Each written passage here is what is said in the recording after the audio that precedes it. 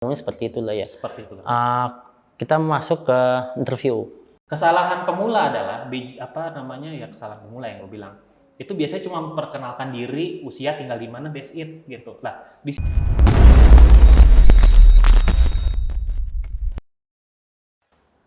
Halo guys, balik lagi dengan Tirus Production dan hari ini masih kita seputaran bincang-bincang HRD bersama Mas Oki. Nah, kemarin itu kan di video sebelumnya masih membahas soal rekrutmen.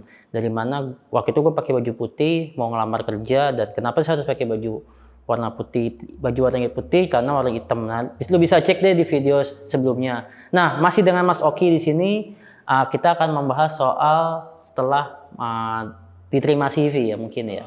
Lamaran masuk istilahnya ya. Ya, lamaran Ya, masuk. ketemu lagi sama gue ya. Jangan Ya. bosan-bosan ya teman-teman ya. Janganlah, kan dia Mas Oki ini kan kasih banyak informasi buat seputar HRD. Iya. Dunia HRD itu masih luas banget. Selama manusia itu masih hidup, dunia iya. HRD masih luas. Kalau manusia udah nggak ada, bukan HRD lagi. Iya, kecuali kalau tempat kerja udah diganti sama robot. Tapi tetap aja yang nanganin robotnya siapa? Iya, masih manusia, kan? Betul. Kalau kan tadi kan sebelumnya kan ngebahas soal gue masuk ke ngelamar lah, ini gue dilamar nih. Nah, kira-kira tes pertama itu apa sih yang perlu gue perhatiin gitu ya, gue perhatiin? Pastinya sih psikotes ya. Psikotes dulu. Psikotes dulu. Biasa di mana-mana psikotes karena psikotes itu bisa dilakukan secara massal. Apalagi sekarang dunia digital banyak yang sudah digitalisasi, bahkan gue udah pernah nemuin psikotes secara online. Psikotes secara online? Betul sekali. Jadi udah nggak perlu kita capek-capek datang lagi ke perusahaan tempat kita ngelamar kerja gitu. Nah itu kalau nyontek gimana dong? Itu balik lagi integritas kan. Oh iya. Jadi kan nanti malah lu nanti masuk dunia kerja dengan hasil cara curang ya ntar lu nggak nyaman yang ada. Iya. Betul sih benar. Nah kalau psikotes secara online ini biasanya gue banyak sih perusahaan ya. Gue banyak yang udah ngeliat tuh mayoritas rata-rata udah pakai online sih ya. Belum semuanya sih, tapi sudah, terutama perusahaan-perusahaan yang gue pikir udah cukup maju IT-nya, HR-nya sudah open-minded terhadap hal IT gitu. Itu biasanya sudah menggunakan psikotes secara online. Bahkan gue sendiri di tempat gue sekarang, soal gue lagi ngembangin ya itu psikotes online juga salah satunya. Itu pertanyaan psikotes tuh kayak apa sih? Psikotes itu kan psychological test, artinya tes yang berdasarkan ilmu-ilmu psikologis ya, ilmu-ilmu dari psikologi, bisa berupa tes intelijensi, ya, IQ, bisa juga kepribadian atau personality. Biasa sih dua itu yang dilihat. Oke. Kalau kita berbicara masalah IQ, banyak sekali alat tesnya. Gue nggak bisa sebutin satu persatu karena banyak banget. Oh, gitu. Itu tes yang nggak bisa, ibaratnya ada skornya lah, ibaratnya kita nggak bisa kayak tergantung dari pengetesnya atau nggak bisa personal ya kan? Sudah ada skalanya dan sudah biasanya digunakan umum ya. Seperti itu. Jadi kan guys, kalau misalnya ada yang bilang ini bawaan, tapi kalau nggak lulus psikotes ya bisa jadi dia nggak lulus ya kan? Iya, bisa jadi dia nggak lulus. Karena kan walaupun bawaan, tes psikotes ini ada skornya ya, aturan batasnya ya. Kalau psikotes gambar ya, kan banyak kan gambar. Ada gambar, itu lebih ke arah kepribadian. Cuman gue nggak bisa buka terlalu banyak. Oh iya, ya. Nanti ketahuan. Kode etik psikologinya seperti itu. Jadi kalau psikotes secara gambar, kalian jujur pada diri sendiri aja udah tuh, kayak gitu. Karena balik lagi seperti ini, tes gambar ataupun tes kepribadian, biasanya kita sebagai orang HRD mencari kriteria yang cocok dengan tempat yang dia lamar.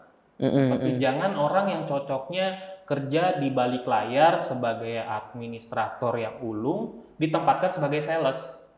Oke. Ya. Karena gue punya case temen gue ada gitu kan. Ketika dia taruh di sales performnya jelek banget. Gitu. Oh gitu. Performnya jelek.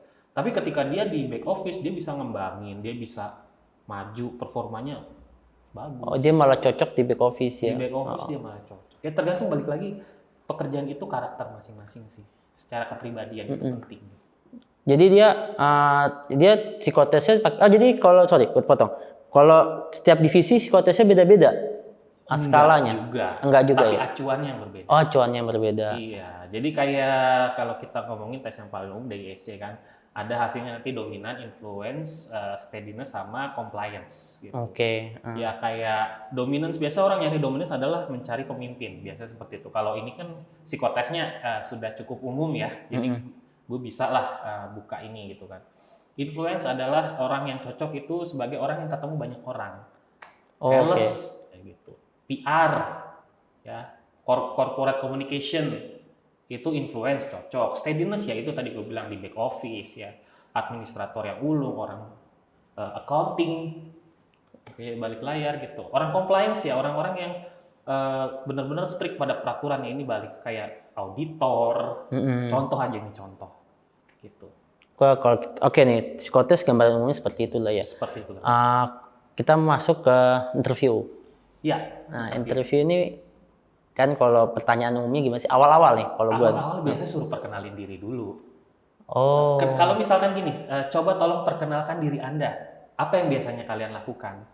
Kan pasti silakan, nama saya Tio gitu ya. Nah, kesalahan pemula adalah kesalahan pemula yang gue bilang. Itu biasanya cuma memperkenalkan diri, usia tinggal di mana, that's it gitu. Lah, di situ adalah dalam si HR memberi lu kesempatan untuk perkenalkan diri, ya lu kan mau jual diri lu dalam arti positif ya, bukan arti negatif ya. Lu perkenalkan sebanyak-banyaknya, sekomplit-komplitnya gitu. Nggak cuma sekedar nama saya Oki, saya lulus S1 psikologi, usia saya 17 tahun, 25 tahun. 17 tahun. 25 tahun ya. Kayak gitu. Oke. Udah? Ya. Kadang HR-nya suka ngomong, padahal sebenarnya maksudnya HR itu masa cuma gitu doang lu perkenalin diri? Lu boleh ini nggak sih kayak daily activity lu atau apa sih kemampuannya? Jadi boleh nggak dijabarin? Boleh, di-show aja kemampuannya. Hobi saya apa gitu, atau kemampuan yang saya miliki apa gitu. Sebut aja gitu, toh nggak dibatasi kan sama HR-nya. Coba tolong perkenalkan diri Anda. Bahkan kalau gue yang interview, tolong perkenalkan diri Anda selengkap-lengkapnya kayak gitu ya. Jadi mau misalkan lu punya kehebatan kayak desain atau videografi atau misalkan gak mudah ketemu orang gitu, jabarin aja berarti. Jabarin aja, itu kan kesempatan lu buat promosiin diri lu gitu. Walaupun lu udah naruh di CV ya atau di resume lu udah naruh, cuma tetap aja kan ya show yourself gitu ya, tunjukin diri lu. Oke. Nah iya bener sih. Biasanya kalau fresh graduate itu rata-rata cuma saya adalah Tio, saya umurnya sekian, orang tua saya 2, kan? Terus kerjanya di mana, orang tua tinggalnya di mana, udah paling gitu ya. Udah. Selesai. Terus nanti malah HRD-nya malah nanya, terus kamu ngapain aja kuliah, kan malah begitu. Jadi nggak enak malahannya. Harusnya bisa dijabarin kayak S1 saya di kuliah tuh ngapain aja ya kan. Pengalaman gue sebagai seorang interviewer adalah ketika gue ketemu dengan pelamar yang oke lah, orang introvert boleh, tapi nggak pasif juga loh. Oke tuh. Artinya aktif lah memberitahu dirinya gitu kan. Lu tau introvert kan? Iya. Ya, orang yang tertutup lah, ibarat tertutup atau tidak suka dengan keramaian biasanya seperti itu. Tidak suka muka dirinya. Nah, tapi untuk dalam hal dunia kerja kan lu harus, orang mau hire lu apa sih dasarnya gitu kan. Ya orang harus tahu dulu diri lu sendiri kayak gimana gitu. Iya, kalau misalkan cuma singkat ya nanti malah mengecewakan. Iya. Jadi nanti lama-lama interviewer kan manusia juga gitu. Kalau misalkan dia udah nggak tertarik ya udah. Iya, boring, maksudnya boring nih orang, boring ya. Jadi bukan seberapa banyak informasi, omongan yang lu keluarin, bukan seberapa banyak lu ngomong gitu, tapi seberapa banyak informasi yang bisa lu berikan. Kayak gitu. Jadi berarti kayak kalau lagi ngedeketin seorang wanita atau seorang cowok lah ya kan, kita nunjukin diri kita bahwasanya kita hebat kan gitu. Iya, PDKT aja butuh usaha kan. Nah ini melamar kerja juga sama gitu kan. Nah itu seputar interview, dan ini menarik banget soal pertanyaan pertama kan biasanya seperti itu. Setelahnya paling biasanya ngalir ya. Biasanya mengalir. Kalau misalkan memang interviewernya tertarik, biasanya digali terus. Gitu. Cuman kalau interviewernya udah nggak tertarik, biasanya sebentar nanya apa yang ada di CV atau resume, sekedar konfirmasi udah gitu. Cuma formalitas udah, berarti dia nggak keterima. Tapi kalau tertarik, nah terus di dalam interview ini ada, kalau tertarik itu biasanya kan HRD itu kan kayak ini kontraknya sekian, gaji sekian, gitu sekian. Itu udah masuk tertarik apa belum sih? Itu. Kalau Belum udah ya? sampai itu ada terlalu jauh, biasanya itu final offering ya. Itu udah Oh, offering terakhir kalau udah ngasih apa eh, gajinya ngasih tahu ya gaji di sini sekian, itu udah terakhir. Tapi biasanya sih kalau interview HRD ekspektasi gaji berapa? oke. Itu biasa sih begitu. Oh iya nih, ekspektasi gaji nih yang banyak orang yang pasti banyak bertanya kan. Kira-kira gua tuh pantasnya berapa sih gitu. Dengan misalnya fresh graduate, kita ambil contoh fresh graduate aja ya. Itu gimana tuh? Fresh graduate balik lagi ya, fresh graduate-nya apa? Ada perusahaan yang sudah menetapkan skala, misalkan fresh graduate SMA, sekolah menengah ya, sekolah menengah atas ya. Ada range-nya. Ada yang udah punya, tapi ada juga yang belum ya. Tidak menutup kemungkinan banyak perusahaan Indonesia belum memiliki itu gitu. Dan kalau misalkan pantasnya berapa ya, teman-teman sebagai orang yang pengen bekerja ya aktif mencari tahu gitu sebelum ketemu sama HR, sebelum datang interview cari tahu dulu lah. Sama halnya seperti ini yang paling menarik sering gue temuin yuk. Dia ngelamar kerja suatu tempat, ketika di interview, apa yang kamu ketahui dari perusahaan ini? Ada yang nggak tahu. Oh iya. Lu jadi datang ke sini, lu pengen kerja tanpa tahu lu kerja di perusahaan apa. Kalau di perusahaan odong-odong mau gimana gitu Iya, kan? iya. Kalau cuma pertanyaannya kayak perusahaan ini cuma sebatas deskripsi sederhana aja nggak apa-apa itu ya, nggak Nggak masalah. masalah, yang penting lu udah cari tahu lu ngelamar kemana. Yang penting kan itu. Gitu. Nah tadi balik lagi, berarti menilainya gimana tuh? Menilai gaji, maksudnya ekspektasi gaji saya lah gitu. Iya. Tadi balik lagi gitu. Lu research dulu. Berapa sih pasarannya fresh graduate untuk industri tertentu? Ini beda industri atau beda bisnis, beda perusahaan, beda beda gaji, range gajinya ya, gitu ya.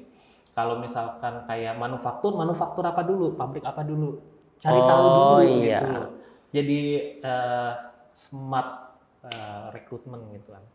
Ya, dalam artian calon karyawan yang pintar juga, karena kadang ditanyain sama HRD-nya, kalian mau gaji berapa? Ada yang jawab ya sesuai dengan kebijaksanaan perusahaan aja. Kalian mau digaji UMR? Nah iya. Ada lulusan S2 segala macem. Atau Rp2.000. Nah itu, lu mau digaji Rp2.000 kerja di sini? Ya Pak, kan itu Pak, yang enggak, jangan juga lah Pak, jangan gitu. Lah tadi kamu bilang sesuai dengan ketentuan perusahaan, saya nentuinnya segitu. Kan gitu. Itu kayak jawaban normatif yang malah blunder diri sendiri ya. Dan kita nggak akan bahas lama sih soal masalah interview ini kan. Kita kayak sikap nih. Kalau interview ini sikapnya harus apa tuh? Lebih kemana tuh sikapnya? Kayak menggebu-gebu atau terlalu menggebu-gebu juga jangan.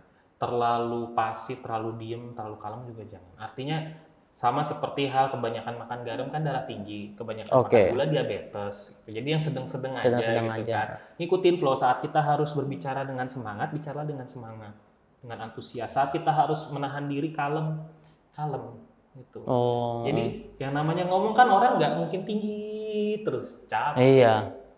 Nanti kalau tinggi malah si HRD-nya ngeliat nih orang terlalu sombong atau terlalu bisa dominan banget gitu. Kita. Begitu guys. Jadi kalau untuk interview ini memang terbalik lagi sih semuanya ke personal interviewer ya. Betul. Karena nggak ada acuannya ya sebenarnya. Perhatikan juga mood interviewer, dah itu aja sih. Interviewer juga manusia. Ini clue-nya nih. Perhatikan mood interviewer. Betul. Nah, setelah masuk interview kita masuk ke udah selesai. Kalau misalkan sudah diterima tinggal apa tuh? Biasa setelah interview HRD itu biasanya adalah interview dengan user.